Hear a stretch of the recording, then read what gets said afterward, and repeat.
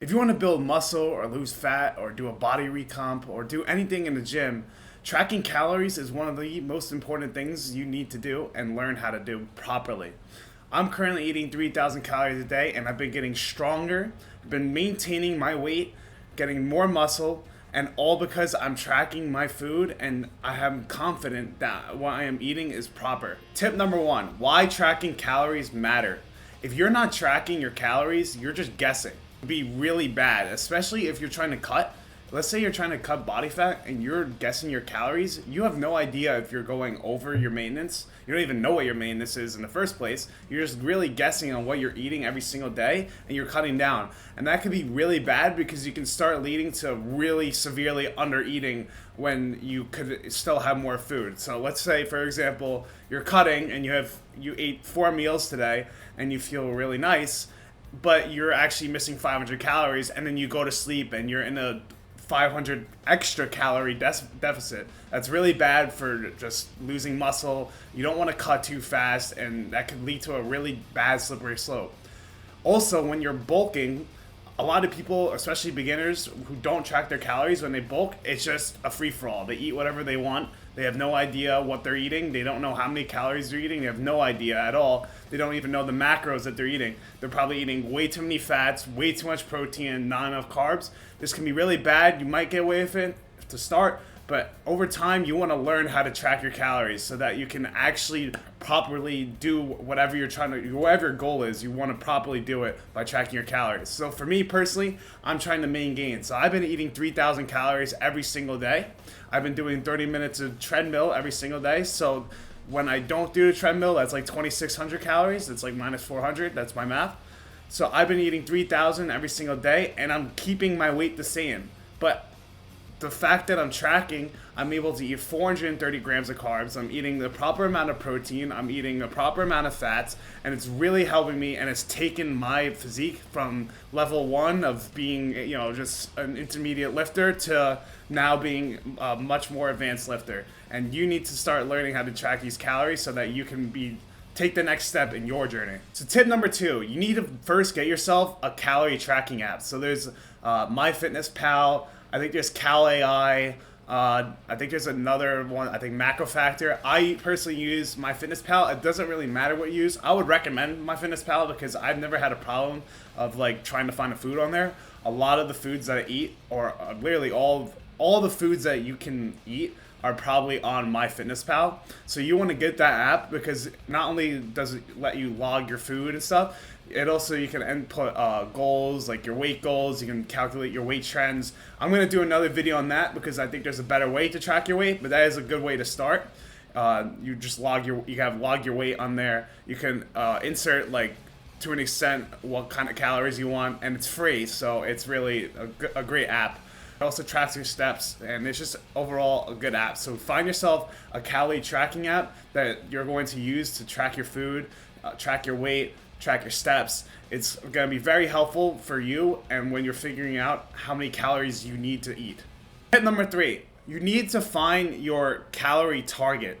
So your goal determines on how much you should eat. This is going to be really intensive here. So if you've never tracked a calorie before, to find your calorie maintenance, there's a lot of calculators online that are somewhat accurate, but you really need to find out yourself. You need to yourself guess and try to find what your maintenance is. So you can use the calculator online, for example. You put in your body weight, your height, your activity level. For me, for example, it would say like 3,300, which is way overshooting. Minus 2,600 without cardio. And I'm 185 pounds at 6'1". You really don't need to eat as much as you think. I'm currently eating 3,000 because I do cardio every single day, which is something I really recommend for you. Anyways, you need to go on this website, and whatever calories it tells you, I would, just stick to that for like 2 weeks. Let's say it's 3,000 calories, for example. You stick to that for 2 weeks, and you see how your body weight is shifting up and down. So you want to track your weight every single day while you're tracking these calories, seeing how much you're eating, and then based on that, let's say you're eating 3,000 calories and you gain a couple pounds after 2 weeks. That means you're in a surplus. You need to reduce the amount of calories that you're eating per day to find your maintenance. Let's say you're eating 3,000 calories and you gain maybe half a pound, 1 pound, or lose a pound. That's your maintenance calories more than likely. Maintenance, when you find it right now, that's how many calories you need to eat for your body fat percentage. Yes, you can eat at maintenance for a while and slowly lose body fat over time, but if you're someone that, let's say, is 25% body fat, you don't want to stay there. Or let's say you're someone who is 8% body fat, you don't want to stay there. So you want to, when you find your maintenance, if you are one of these people who are at a higher body fat or just want to change their body fat percentage, you need to adjust your maintenance calories accordingly. So if you want to lose weight, I would drop the calories under the maintenance. If you want to gain weight or gain body fat, that's really what it is, you add to your maintenance. Now, here what I'm saying is that you don't need a surplus to grow muscle. So if you are 8% body fat, for example, you're really shredded, you need to bulk. But the reason you're bulking is not to put on muscle, it's actually to put on fat so you can be a healthy body fat level. And then at that healthy body fat level, you stay at a certain amount of calories and you keep on training really hard, and that's when you gain muscle. You can't gain muscle when you're really lean. You guys see what I'm saying? You can't gain muscle when you're really lean, and it's harder to gain muscle when you're really fat. So you want to find like a healthy body fat percentage, which for men it's like 12% to like 20% max. For women, you add like 7% to that. You want to stay in between a healthy body fat range, find calories that get you to that point, and then stay there, and then just keep on eating that, train super hard, and you'll gain muscle. You do not need a surplus, you do not need a deficit if you are in a healthy body fat range for you and for muscle growth. So tip number 4, now that you've understand like how many calories you may need and you're starting to get an idea of what you need to do to find your maintenance calories, next is how to actually track it. So tip number 4 is buy a food scale and use the right units when you're tracking. So if you're really serious about tracking your calories, you need to get a food scale. It's not even a question. You can't use cups, none of that. They're really cheap. Just go on Amazon, go on Walmart or something, and they're always accurate. Now, most important is when you're using this food scale, you want to measure in grams and maybe ounces. That's it. I wouldn't measure in anything else. Grams, milliliters, they're the same thing, they're equal. That's all you want to measure in. Food labels, especially in America, are very misleading. So for example, like, let's take a jar of peanut butter. That's a great example. A jar of peanut butter, a serving of peanut butter is considered 2 tablespoons for 190 calories. A tablespoon can vary a lot. A tablespoon can vary a lot. It doesn't clarify if you're going into the jar of a tablespoon, getting a hump of peanut butter and putting on your toast. Or you could be going into the jar with a tablespoon and going like on the surface just a little. That is very different. You want to measure your peanut butter or all your foods in grams because that actually provides an accurate like reading of how many calories are in something. So 2 tablespoons, for example, of peanut butter is 32 grams. So that means when you're tracking your peanut butter from now on, you want to track it with your grams, not your tablespoons. Now, using your food scale, there's usually 3 options on it. There's the units, a unit button where you can change the units on your scale. And then there's something like a tear or like a 0 out button. That is going to be very important. So when you put stuff on your scale, you don't want to be doing math all the time. You put you have your scale, you turn it on, you put, let's say, your plate on the scale, and then you zero it out. You don't weigh the plate and then put your food on top of the plate. So you put your scale, you put the plate on there, you zero it out, and then you put your food on it. And every time you're switching your food, you want to zero it out before, so you don't have to do the math, okay? It would make your life a lot easier. So then, tracking your calories becomes very simple after you have a scale. Let's say you're eating chicken and rice, for example. You have your scale, you put your plate on, you zero out the scale, you put your rice on it, you measure it out, let's say 300 grams of rice, and then you zero it out, put your chicken on it, let's say you get 200 grams of chicken, and there you go. You go on MyFitnessPal, you find the chicken brand that you have, you find the rice brand that you have on MyFitnessPal, you put in the calories there, and then there you go. That's your measuring, and that's your calories for that meal. Another important thing is to track your foods, especially meat, cooked, or rice cooked.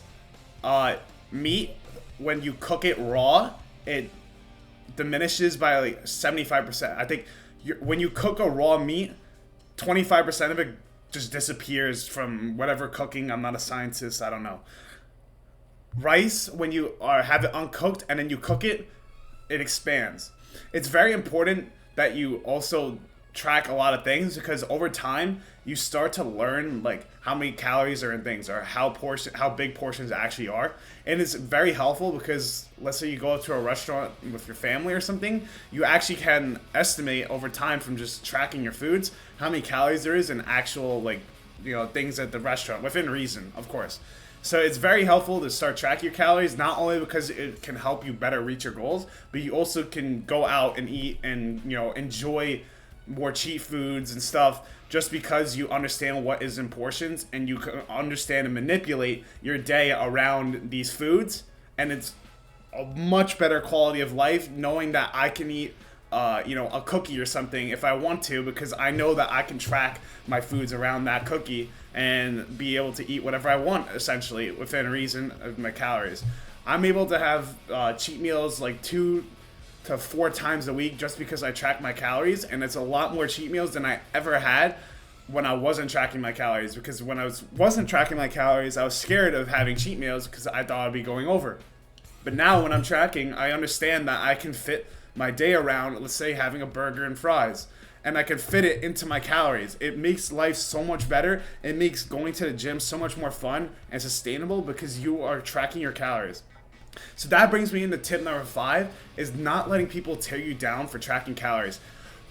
It's an eating disorder.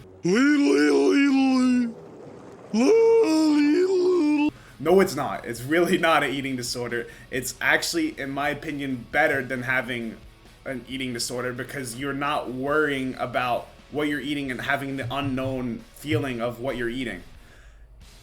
Yes, it could be a little obsessive at first. A lot of people are gonna, you know, comment on it and make fun of you maybe, but you have to understand that long term, from tracking your calories, you're gonna grow, you're gonna see results, and the people that are bringing you down probably wish they were tracking your food. They're tracking their food. Tracking your food enables you. It enables you to eat more junk foods, more fun foods. It enables you to have a better physique, be leaner year round if you want to. You can manipulate how you're training. It's a variable that you can control when you're training. If you're not progressing, you can know that you're eating properly and that there's something else going on. It's really just makes going to the gym easier, gaining muscle easier, losing fat easier, and makes your overall life easier by enjoying more foods and letting you have more of an actual balanced, or maybe an 80-20 diet more effectively. I really would recommend tracking calories. If you watch this video, let me know if you have any questions. Subscribe if you want real advice from someone who's a natural, someone who trains very hard in the gym. I'm going to be posting a lot of videos, so I hope if you watch, you really enjoy it. And next time, I'll see you guys.